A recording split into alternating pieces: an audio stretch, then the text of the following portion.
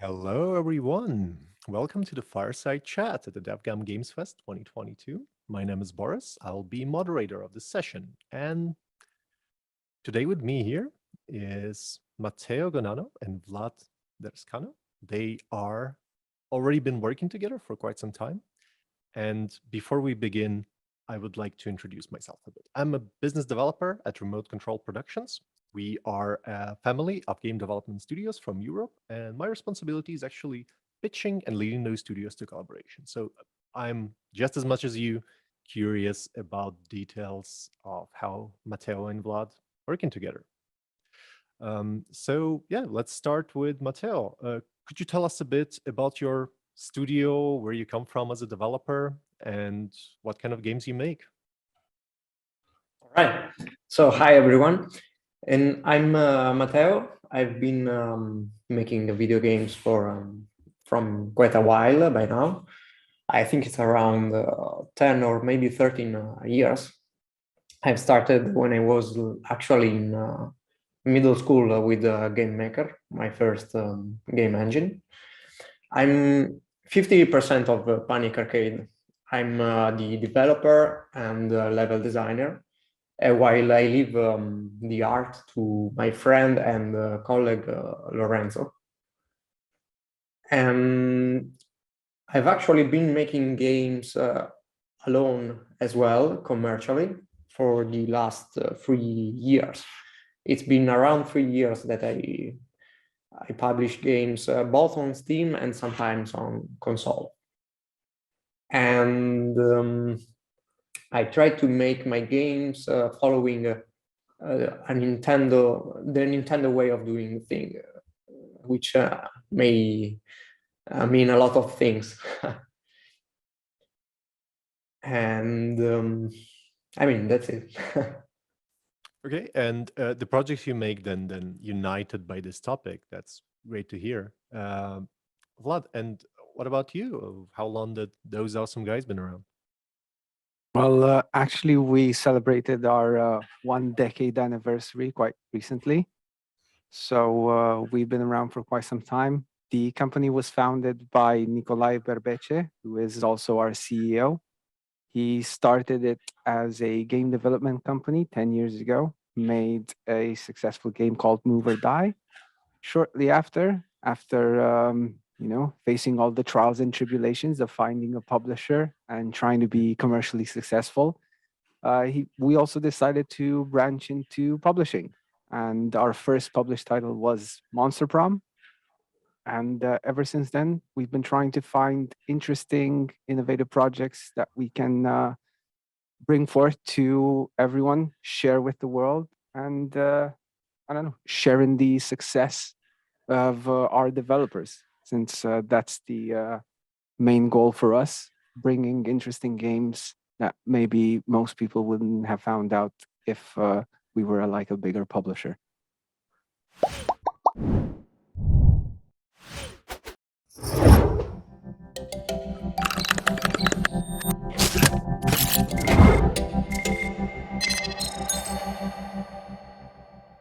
So today is a bit of a surprise reveal at this for me, because when I learned that you guys gonna be in this fireside chat, I check out the project. And your project is, Matteo, would you name it for us? Yep, Yellow Taxi Goes Vroom, which is a mix, I'd say, between Super Mario 64 and Crazy Taxi, a short way to describe it. And as far as I can see on the Steam page, there is no publisher announced yet. So is it like the first ever public announcement of the collaboration between you two? Yes, I'd say so. Well, we have exclusive materials in our hands. Everyone should pay attention. And then how did it start? So did you been developing project for a while and just reached out for those awesome guys, or the other way around? We actually met at an online event organized by an Italian developer association, and there we met. I met with my friend together with the scout of those awesome guys, and we simply had a good impression of them on how they do things.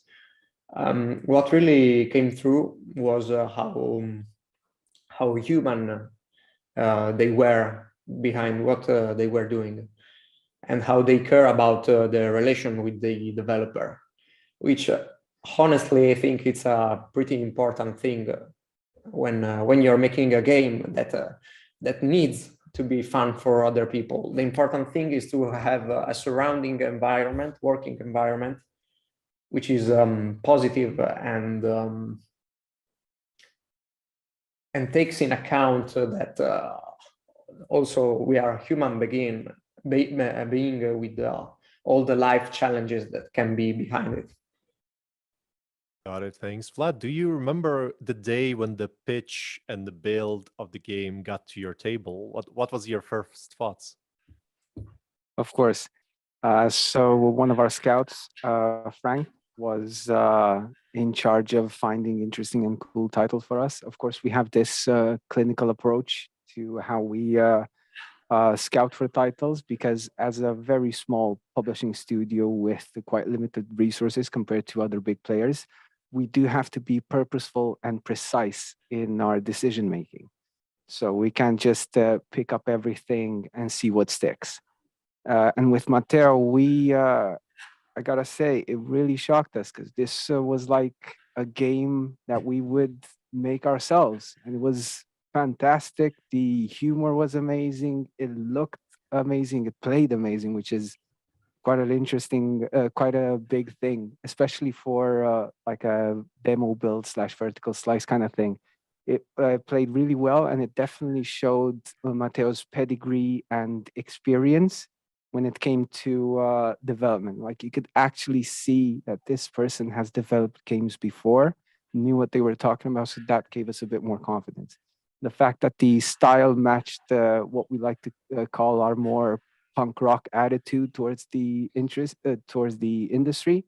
was match made in heaven. And we definitely wanted to sign Matteo on the spot, but you got to be a little bit cautious. So we had to talk for a little bit, and we found out that we match in the most important areas. And yeah, as Matteo said, for us, it's not just a question of picking up a game, giving the developer money, and that's it. But we like to be hands-on, but not to the extent where we tell you how to make your game. We try to use our experience and background as developers into our publishing activity. Our motto when we started this is that we want to be the publishers we would have wanted to have as developers. So that's kind of been our motto and our driving force. And that's basically shaped our relationship with Matteo ever since.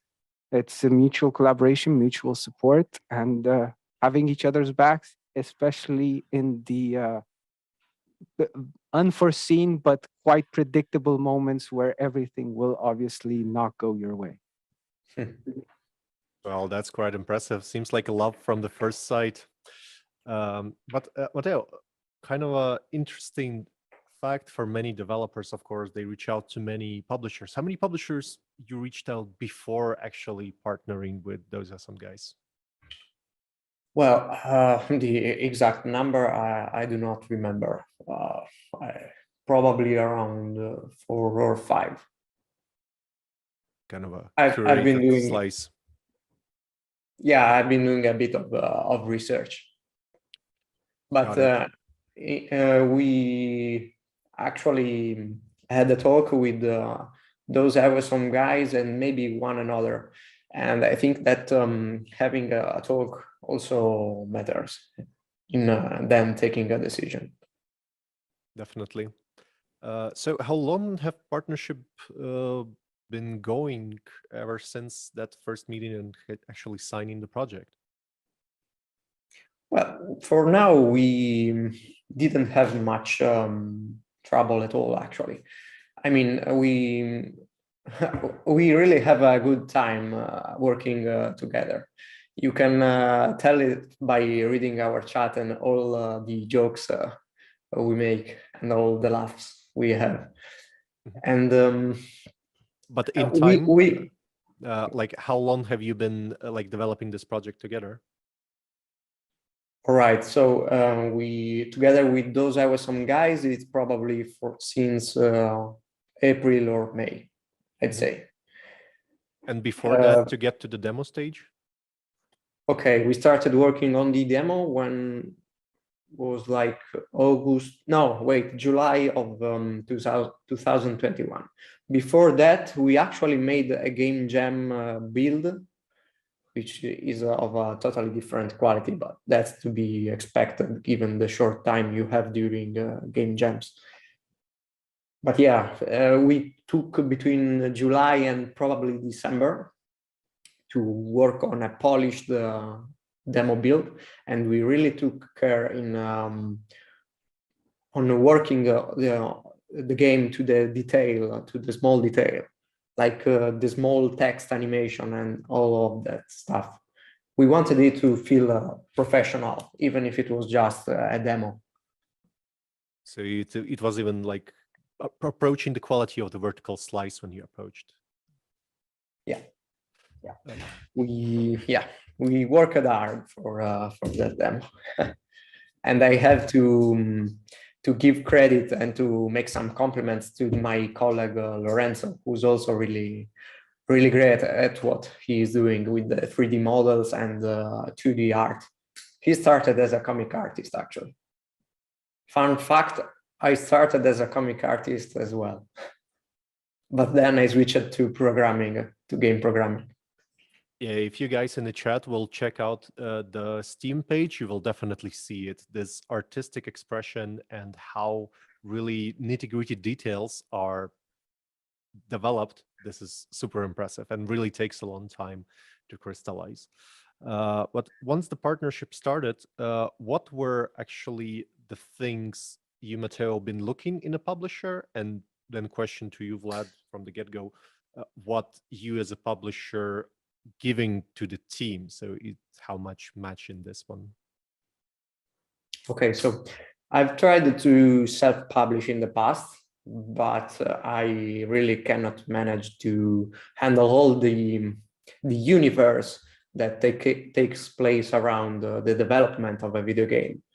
One of the things I really cannot do is marketing. And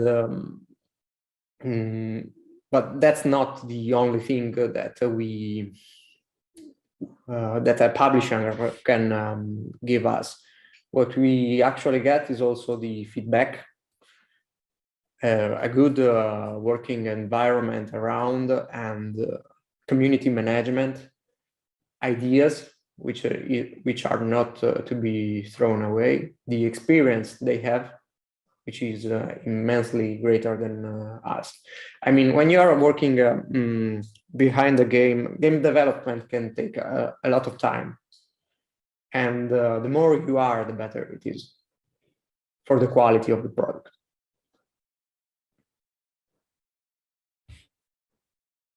And then for the Vlad again, just to reiterate, what are the main areas you think that you can reinforce Matteo and his partner in actually making this game a success? What's been the things you've been doing for like almost a year now, ever since, and how it started? So I feel, first of all, lucky that I'm part of a team that's quite talented, and they share their expertise in multiple areas. We have an amazing game designer in Nick that frequently praise builds that Matteo has made, and they can have that game designer to game designer kind of chat.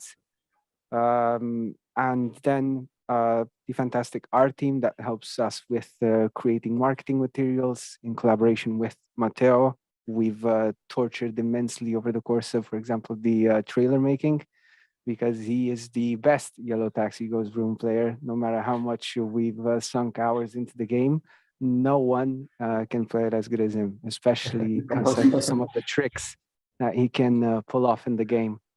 Then it's basically just relying on an immensely diverse group of people to bring expertise from how to sell a game.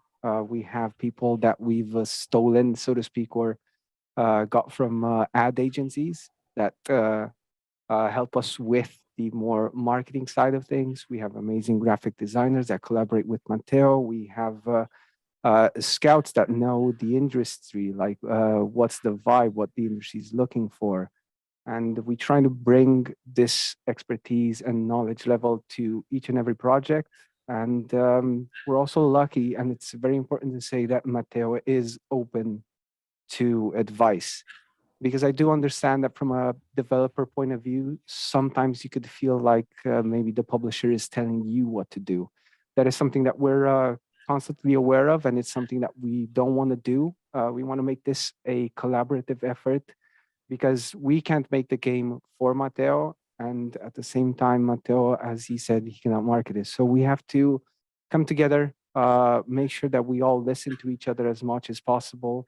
And in the end, as long as we both have the common goal of trying to put out the best possible game, and that is what we both want, then the relationship just sails swimmingly.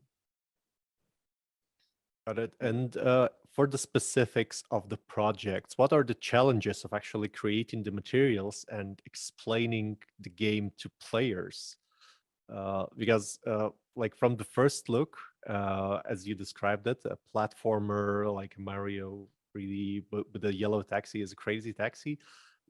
Like sometimes without a background knowledge, it's hard to click with. So, and you said like you have a best player in the development team. So how do you utilize this expertise, this knowledge of the game mechanics to create snappy marketing materials?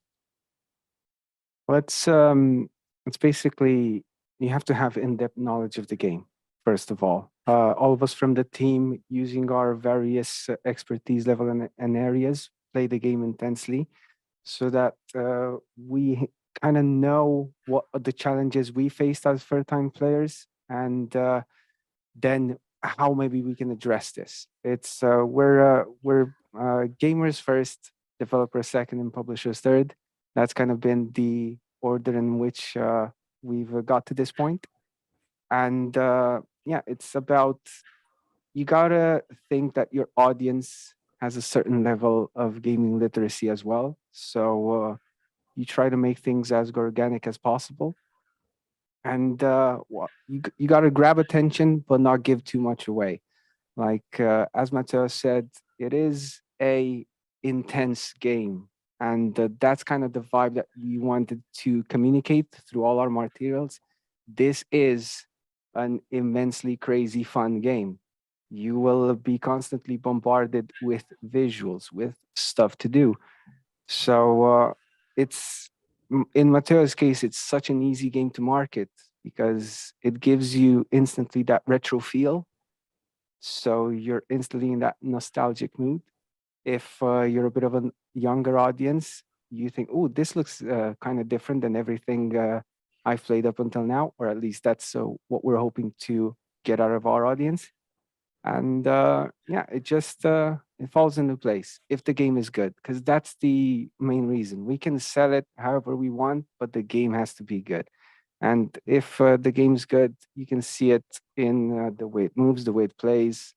And Matteo's testament to the build that he pitched us is it's leagues above what 99% of what publisher pitches usually get.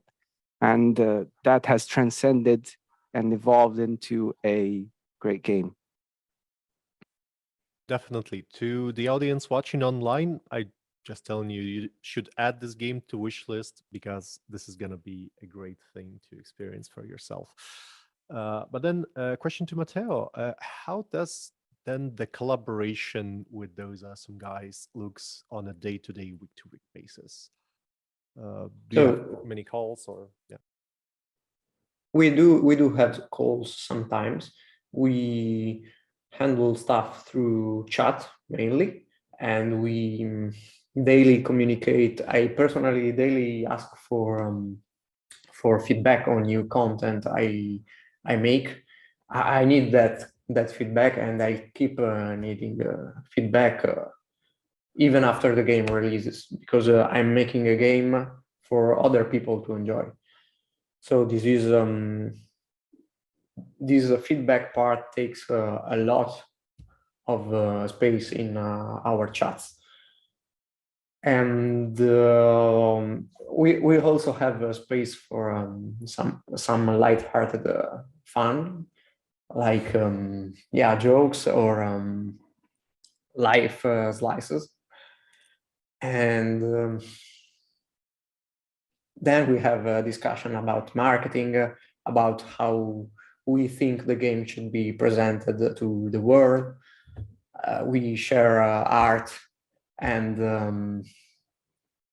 both art from the tag team or Lorenzo, my colleague. They follow the development of the game step by step, without trying to alter the process too much. So I'm pretty happy with what we have. And as far as I understood, you started working together still like at the height of the pandemic. So it was, of course, a great thing that you be able to meet in person with the scout, Frank, back then. Oh, wait, we did not meet in person, actually. So it was like online conference? Yeah, it was an online conference, yes. I mean, sadly, because it would have been great to meet in person. It was actually, that online conference used to be a physical one, but many suffered from COVID, many conferences. So it is to be expected. But then, have you ever, Matteo and Vlad, met in person? Not yet, but I'm confident we will soon. And is there, like, of course, you're both small teams and it's a bit of easier to manage, but how do you then tackle this of virtual only collaborations? Do you have like gaming nights or some time to just unwind and relax together? Or any side activities that you do to stay in touch on more personal level? Yep, we recently made a game jam, the Game Maker Toolkit game jam, which is probably one of the most famous one. And it was a pretty intense 2 days of development, but also a lot of fun. And they even bought me McDonald's from the internet. So I was quite happily surprised by that. They also remembered that I particularly enjoy the fillet of fish, which is a really weird burger to like. So I was really happily surprised and personally touched by the tax. Well, I get you here. Filet of fish is one of the best, and also not as fatty. We can as have the a debate about that. It's fine. Yeah, we often have debates about food. I'm Italian, so I often get triggered by what food is eaten around the world. And definitely, as Lerica mentions here in the chat, you should meet at DevGAMM next year. That will be a great chance to also see each other for the first time.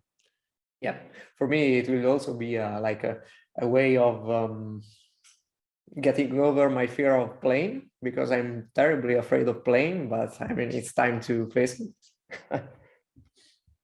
Well, for Vilnius from Italy, it will take quite some hours to get on a train, but still do. Yeah. Yeah, I wouldn't do it. I wouldn't do it by train. I need to take the plane. I mean, facing your fears. yeah. And what's there during the development or collaboration process, any crisis situation? Like you maybe had some specific difficulties on producing some feature or implementing it, and how did you overcome those? Okay, so regarding technical difficulties, not yet, luckily. But I'm confident we will manage to work that kind of things out. We actually had during August and September some personal issues not related to the studio or the game. And once again, they showed us how human they want to be and how human they are, because they gave us no no pressure, and they actually gave us empathy on the situation we had. And most of all, they gave us trust. I mean, it's really a relationship based on trust. And given that we appreciated that a lot, and we also enjoy game development, we on our side, we wanted to meet the deadline. And so we tried our best with organizing the time and with life. And we managed to meet the deadline also as how can I say, as a respect for the trust they gave us. They really gave us no pressure. They were really empathic in those moments. So in the end, it all went great. Yeah, that's really nice to hear. And maybe Vlad, you can expand a bit more. Having such a small team of publishing, do you really have time to like give this trust and love and respect to every team you're working with? I mean, small publishing studio, small team, we try to not take on more projects than we can actually handle because, as you said, they do require quite a lot of attention. And if anyone tells me that they've gone through a dev cycle start to finish exactly as planned, they are lying and I will never believe you. But here we sit with a unicorn in Matteo, who, I mean, there's not been major setbacks, but life happens sometimes. Illness, pandemics, everything that's been going on. And even if those big events don't happen, personal life can sometimes take a toll as well. And we've been very fortunate with Matteo that he somehow managed to overcome every challenge and deliver on time, even though there was never a single question about pressuring him into achieving any form of deadline. Because I feel, and we feel as a team, that would be detrimental to the project as a whole. So yeah, if I can give some advice, it would be stay flexible, know when to pivot in case something doesn't work, and be human. Because at the end of the day, we know that Matteo wants to make a good game, and that's all that matters.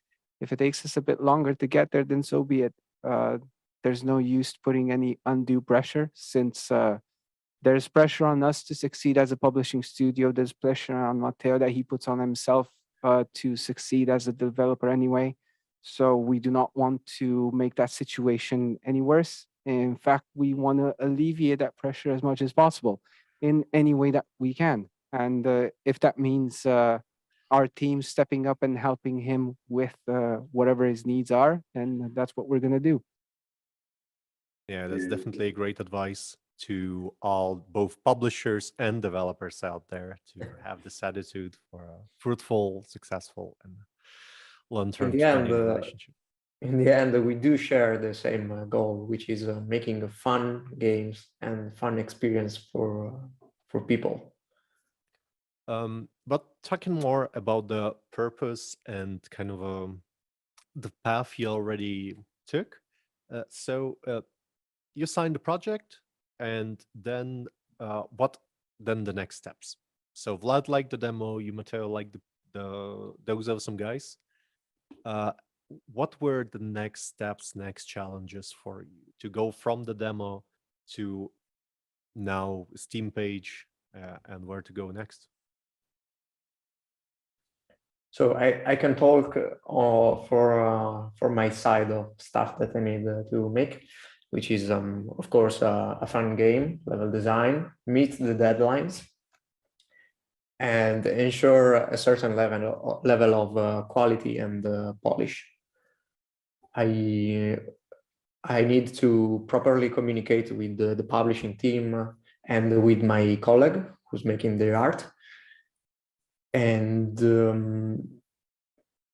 there is, of course, new stuff to learn, because when you are making games, it's always a process of problem solving, of new challenges and solving them, which is not only on the programming side of things, but also on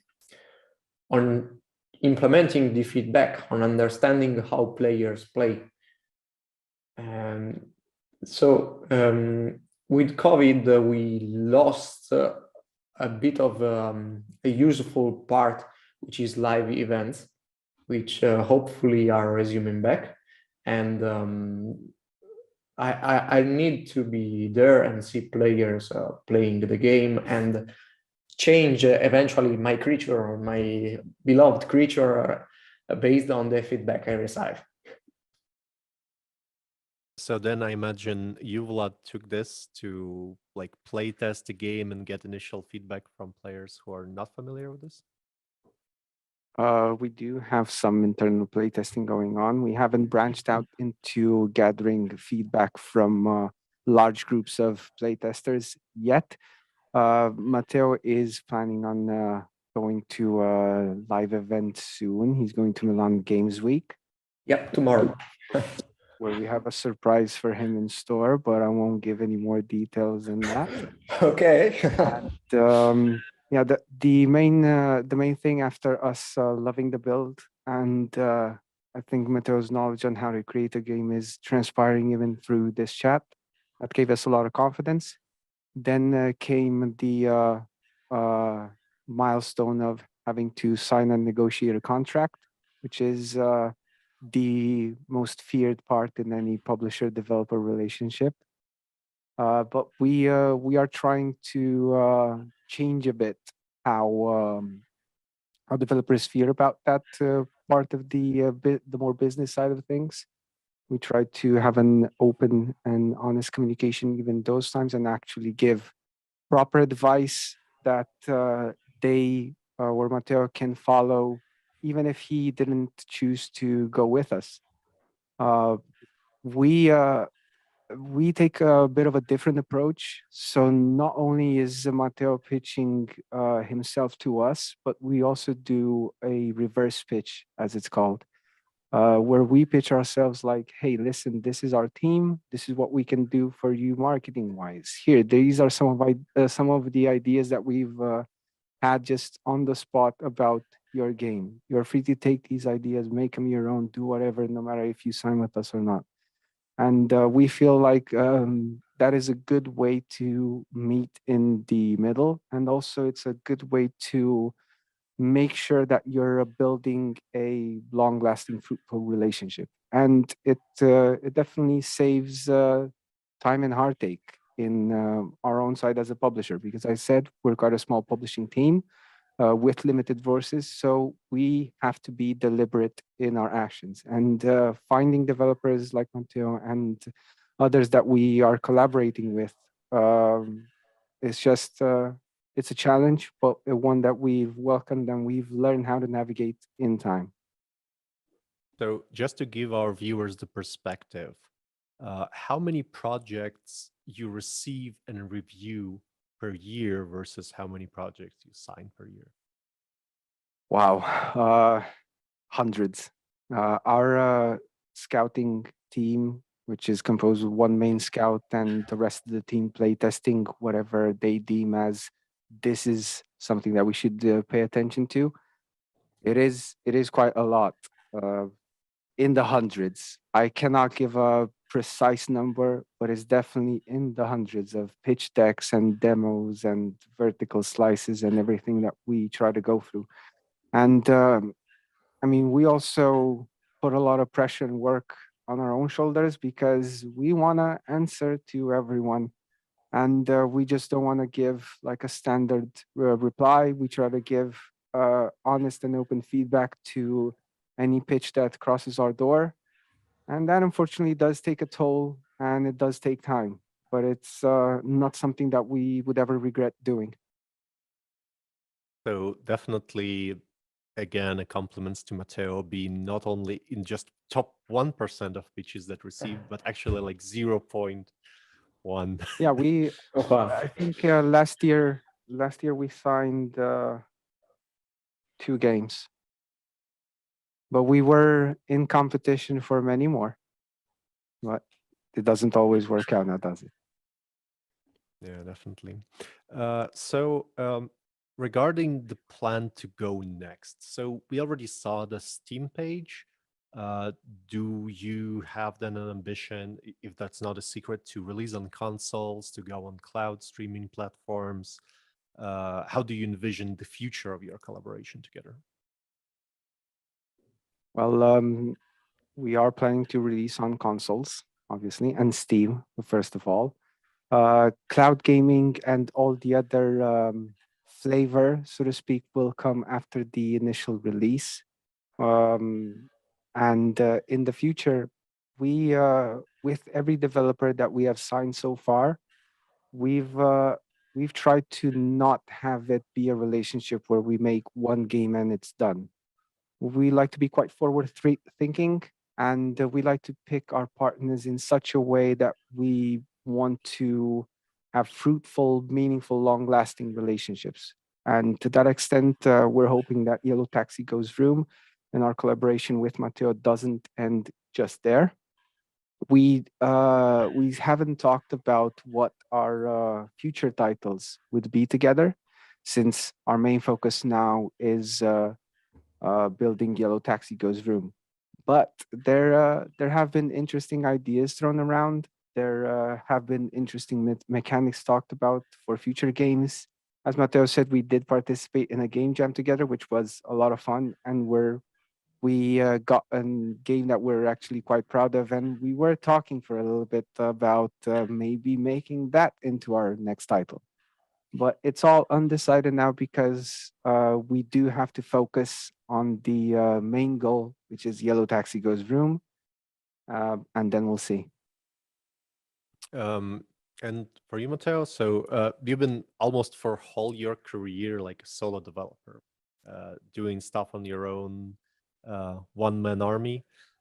If the Yellow Taxi really goes room, would you build a big studio? How many people would you want to have for your next project? Well, I think, I mean, I like to have a small team. I don't know if I can handle like working with a lot of people and having to like manage all of them. So I think I still keep it small. Speaking of what the development group should be. We are currently a game programmer and an artist. There is also the composer who's doing really a good job. I don't know if we can announce him or give him credit. Okay, Jacob Lynch is an amazing composer. And I mean, we have control on how the game should be. We all have our creative expression. So I think these 2-3 people is the perfect number probably for making a small indie game. And as Vlad already mentioned, the console ports, do you have this expertise internally, or this is also something that those awesome guys provide you as a part of the partnership? Yeah, I don't have these expertise, at least not yet, and they'll help us with that. Yeah, this is also something they offer. Yes. But for the base game, is it already have a like inbuilt controller support, or this is also something that poses additional challenges down the road? So the controller support is already there and should not be of any issues because of the plugin we are actually using, which already supports cross-platform compatibility. So I've been porting with some other guys in the past, some games to console, and I do already know a bit of what I can do and what not, for ensuring that the cross-platform process is not like too difficult. Got it. And for the overall development time, so you've been already developing the game almost for 1.5 years, I guess, from the idea to the realization. And for the small team, of course, like it takes a lot of time to really polish the product. with the date not being announced, and we don't want to break NDAs or anything, do you have an idea already when is like the final milestone, when it's going to be released, and do you think you have enough time to finish it, to really deliver? Yes, we before even before signing the contract, we organized all the development of the game in various steps or milestones. So we already have all the single steps laid out. And I mean, it's necessary to have them because on the side of the publisher of those awesome guys, they need to know what are we going to do over time and how much it will take. It's also we have to coordinate with other parts of the team for marketing purpose or whatever other purpose there are. And so yeah, we do know. We do know. Vlad, does it often happens that developer that approaches you has like everything laid out? Because of course Matteo is like extra experience. He's been around for more than 10 years making many games. Do you encounter cases that are not that well planned? What do you do in those? I mean, gotta say the majority of the cases, they're not as well planned out or well thought out as Matteo is, but that's mainly due to his overwhelming experience within the industry. If he knows how long it takes him to make a certain system, he knows how long it will take him to develop something new that he wants to put in the game. So we trust his realistic estimations on time. But when we don't see that, we try to guide developers as much as possible through that process. Like, hey, this is why we set up milestones. Milestones are not important just because I want you to deliver the game in X time or whatever, because I'm looking at the bottom line. I need to get this out and make a profit. We're trying to organize it because it's very important for the marketing beats and for us to properly sell the game. We have to see, okay, what events can we get this into? Matteo, is a demo going to be a public facing demo, going to be available for this time? How can we get the most out of this event, that trailer, this announcement? So milestones definitely help us in the planning stages and are quite important. So we try to guide developers through that process and try to really make sure that they give realistic estimates, because that's what's most important. No one needs overconfidence, especially because things will inevitably go wrong. So it's much better to be realistic at times, maybe even have a plan B that's more pessimistic, guide developers through that process of having a structure. And we also employ kind of a different tactic in where we have an immensely talented project manager that's also our chief administrative officer, who is overseeing each and every one of our titles. It's constant check-in meetings with them to make sure that they have all they need. And this makes the whole process much smoother and ultimately guarantees that in a very competitive industry, we're giving us and our developers the best chance possible. Yeah, sounds amazing. And for you, Matteo, this is a passion project, clearly. You understand it well, you love it with all your heart. And with the industry, like in AAA studios, it's already a norm, being crunch, staying over time. But you, as a one just of two people on coding and development, do you often stay overtime? And do Vlad sometimes like text you in the middle of the night, like, hey, go to sleep. You don't have to burn out that quick. Well, sometimes I am caught in the passion of what I'm making and I do like midnight, but that's not the norm. I usually work on daylight and have my hours of rest during the day. So I tend to manage pretty well on the time I spend working. I mean, in the past, when I was not working with those some guys, I had that self-published release on which I've worked for months continuously without having much of a rest in between the various days. And so I've personally learned what's the importance of giving yourself rest and how that also impacts on the quality of what you're making. I mean, if I were always working, I think the quality of the game, the fun of the game would decrease by a lot.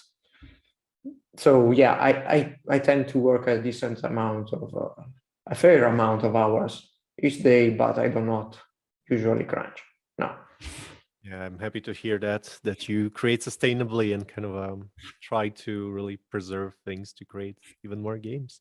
And I guess that's the same for you, Vlad, being such focused team. I may or may not have timed out some people on Discord for talking work at inappropriate hours. But yes, we've made our fair share of mistakes. Like most things that we've learned within the industry, including crunch related and burnout related, we've kind of learned the hard way. And we don't want that to happen ever again, both with us and our developers. At that moment in time, we said that we were a bit younger and more reckless, but sustainable efforts is definitely the way to go because we also want this to be an enjoyable process for both sides. Our team is a small team and is here for our passion and love for indie games. That's our main driving force. And we try to make a working environment where everyone feels like they're contributing, respected, and most of all, valued both in their work time, but personal time as well. I would rather be late 2 months with a deliverable than have people burn out and then take a year to recover or worse. Yeah, that's the only way to go. Also, questions to the chat. If you have anything to ask Vlad or Matteo here regarding the plot project, their collaboration, or maybe you want to pitch your project to them, let us know in the chat. And with this, yeah, we go into the closing part of our discussion. So maybe you have some anecdotes or fun stories from the development when you did some crazy experiments with the project. If you can share those, that would be amazing. I think we all deserve some little laugh after this more of a heavy part of the topics. Other than the fillet of fish. I think there was something about the pineapple on the taxi. Ah, yeah, of course. We joke a lot about toppings on pizza, on how pizzas should be and should not. So it was only a natural thing to have some jokes on topping on taxi. So many things like little cosmetic items that you can earn in the game actually coming from this in jokes between the teams. Well, I'd have to think about it because there is a lot of content that we planned out. Got it. But yeah, sometimes some of the inside jokes do get into the game. So it may be also like Easter eggs. Oh yeah, we do plan those. Yeah, and we are also discussing them with some guys, of course. Yeah, sometimes we joke about something and we'd go like, yeah, this needs to be into the game. I won't spoil what. So game as a reflection of a sense of humor of both teams. And for you, Vlad, do you remember any of those?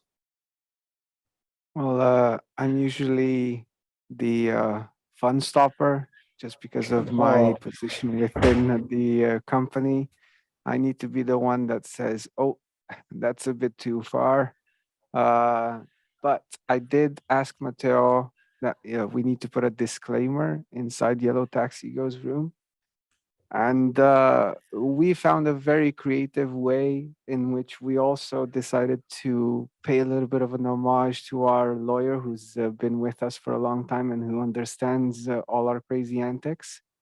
So before you even play a game, you have to talk in game with our lawyer in a room full of his clones. And you can only go further once you've accepted the terms and conditions legally binding you to Yellow Taxi Go's room forever.